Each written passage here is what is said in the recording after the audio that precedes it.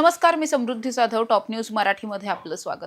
खरं तर काल फेसबुकवरती एक पोस्ट करण्यात आलेली होती. केवळ एका वाक्याची पोस्ट होती, मात्र याच एका वाक्याच्या पोस्टनं संपूर्ण राजकीय वातावरण ढवळून निघालेलं होतं. संपूर्ण महाराष्ट्रामध्ये खळबळ उडालेली होती. त्यानंतर पुन्हा एकदा त्याच अकाउंटवरून आज दुसरी पोस्ट करण्यात आली. आजची पोस्ट तर अवघ्या 4 शब्दांची, म्हणजे आपण म्हणू शकतो कालची एका वाक्याची होती, तर आजची अर्ध्याच वाक्याची पोस्ट होती. पण या पोस्टमुळे सुद्धा पुन्हा एकदा अनेकांचे धाबे दणाणलेले पाहायला मिळतात. अनेक जण या पोस्टचे वेगवेगळे अर्थ काढतात. अर्थात ही पोस्ट कोणी केली आहे, तर वाल्मिक कराडचा मोठा मुलगा सुशील कराडनं. सुशील कराड यानं काल सुद्धा एक पोस्ट केलेली होती आणि त्यानंतर त्यानं आजही फेसबुकवरती एक पोस्ट केली आहे. या पोस्ट नंतर सुशील कराडचा रोख नेमका कुणाकडे आहे, सुशील कराड नेमका कुणाच्या बाबतीत ही सगळी सूचक विधानं करतोय आणि तो नेमकं काय बोलणार, याकडे सध्या सगळ्यांचंच लक्ष लागलंय. याच अनुषंगानं आपण बोलतोय. खरं तर सुशील कराडची कालची जी पोस्ट होती, खूप दिवसांनंतर पोस्ट आली. अगदी 30 जूनला जवळपास त्याची काहीतरी एक शेवटची पोस्ट होती. त्यानंतर त्यानं 6-8 महिन्यांच्या नंतर काल एक पोस्ट केली. या पोस्टमध्ये तो असं म्हणत होता की सर्वांसमोर सर्व काही बोलणार, अशा अनुषंगाचं त्याने या पोस्टमध्ये लिहिलेलं होतं, एक वाक्य लिहिलेलं होतं. यानंतर सुशील कराड नेमकं काय बोलणार, कुणाविषयी बोलणार आणि कधी बोलणार, याची चर्चा रंगू लागली होती. याच पोस्टवरती जेव्हा संतोष देशमुख यांचे बंधू असलेल्या धनंजय देशमुखांना विचारलं गेलं, त्यावेळी धनंजय देशमुख असं म्हटले की पोस्ट करण्याची काय गरज आहे, तुम्ही खरं तर पत्रकार परिषद घ्यायला पाहिजे. पत्रकार परिषद घेऊन तुमची जी काही बाजू असेल, तुम्हाला नेमका कुणी राजाश्रय दिलेला आहे वगैरे हे सगळं सांगायला हवं. आणि अशा पद्धतीनं आरोपीच्या मुलानं एखादी पोस्ट अशी फेसबुकवरती करणं किंवा सोशल मीडियावरती अशा पद्धतीची पोस्ट करून एखादं सूचक विधान करणं, ज्या पोस्टचा फारसा काही अर्थ लागत नाहीये अशा अनुषंगाची पोस्ट करणं, हा मुळातच न्यायालयाचा अवमान आहे असं ते म्हटलेले होते.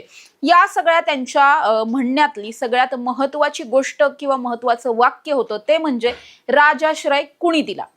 आणि त्याच अनुषंगाची पोस्ट आज वाल्मिक कराडचा मुलगा सुशील कराडनं केलेली पाहायला मिळते. सुशील कराड या पोस्टमध्ये म्हणतो की राजाश्रय ... कुणाला, त्यानंतर कंसात लिहिलंय आम्हा तुम्हा. खरं तर त्याला आम्हा तुम्हाला वगैरे असं कदाचित लिहायचं असेल असं आपण सध्या तरी अंदाज बांधू शकतो. मात्र राजाश्रय कुणाला हे 2च शब्द त्याच्या पोस्ट मधले सगळ्यात महत्वाचे शब्द आहेत असं आपण म्हणू शकतो. खरं तर काल जेव्हा सुशील कराडनं पहिली पोस्ट केली, त्यानंतर अनेक जण चर्चा करत होते की सुशील कराड आता माध्यमांच्या समोर येईल किंवा कुठेतरी तो त्याच्या सोशल मीडिया प्लॅटफॉर्म्सवरती येईल आणि मग तो त्याची जी काही बाजू आहे किंवा त्याच्या वडिलांची बाजू आहे ती मांडेल असं वाटत होतं. मात्र त्या सगळ्याच्या नंतर पुन्हा त्यानं आज एक पोस्ट केली आणि या पोस्टमुळे सुद्धा तितकीच चर्चा पुन्हा एकदा रंगू लागलेली पाहायला मिळते. खरं आत्ता जर आपण बघितलं तर 2 प्रकरणं आहेत, ज्या दोन्ही प्रकरणांमध्ये वाल्मिक कराडचं नाव हे संशयित आरोपी म्हणून आलेलं आहे. पहिली आहे ती महादेव मुंडे प्रकरण. महादेव मुंडे प्रकरण हे खूप आधी झालेलं आहे, जवळपास 2 वर्ष उलटून गेलेली आहेत या प्रकरणाला. त्या प्रकरणामध्ये सुद्धा वाल्मिक कराडचं नाव आलेलं आहे. वाल्मिक कराडसह त्याच्या मुलांची सुद्धा नावं आली आहेत विशेष म्हणजे. त्यामुळे हे सगळं करण्यासाठी वाल्मिक कराडचा पाठिंबा होता का किंवा त्याच्या सांगण्यावरून हे सगळं झालं का, अशा अनुषंगाचे अनेक आरोप हे महादेव मुंडे यांच्या पत्नी ज्ञानेश्वरी मुंडे यांनी आतापर्यंत केलेले आपण पाहिलेत. किंवा आत्ता तर त्या असं सुद्धा म्हटल्या होत्या की माझ्या दोन्ही मुलांना, लहान मुलं आहेत त्यांची, या दोन्ही मुलांवरती एका अज्ञातानं शिवीगाळ करून मारहाण करण्याचा प्रयत्न केला होता.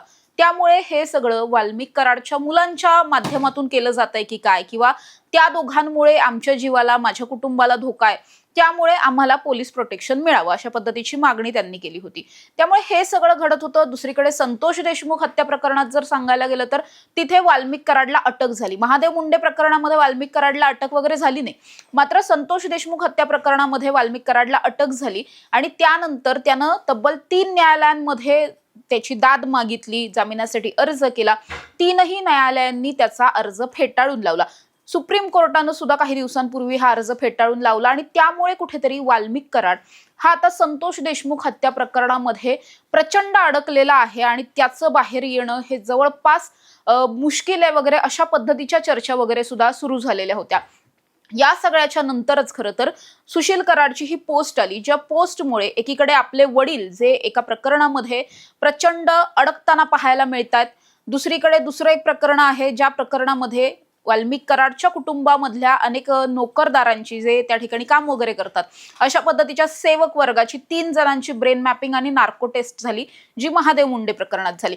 त्यामुळे एकीकडे महादेव मुंडे प्रकरणामध्ये घरात काम करणाऱ्या काही लोकांची झालेली नार्को टेस्ट, ब्रेन मॅपिंग, त्याचे आलेले रिपोर्ट, त्या रिपोर्टमधून नेमकं काय समोर येणार यासाठी असलेली धाकधूक, दुसरीकडे आपल्या वडिलांचे 3ही न्यायालयांनी फेटाळलेले जामिनाचे अर्ज आणि आता इथून पुढे जवळपास वर्षभर तरी किमान हा जामिनासाठी अर्ज पुन्हा करता येणार नाहीये. त्यामुळे वर्षभरासाठी आपले वडील हे तुरुंगात असणार आहेत आणि त्यानंतर अर्थात आता जशा पद्धतीनं तपास वगैरे सुरू आहे तर त्या प्रकरणामध्ये जर शिक्षा झाली तर खूप मोठी शिक्षा होऊ शकते.